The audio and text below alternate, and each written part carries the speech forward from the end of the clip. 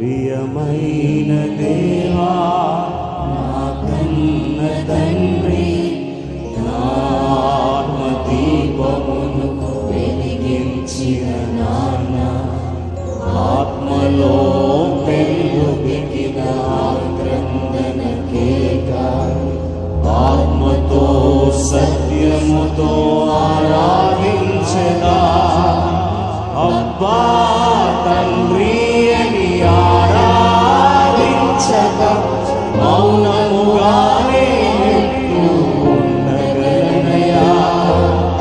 అబ్బా తండ్రి అని ఆరాధించక మౌనముగా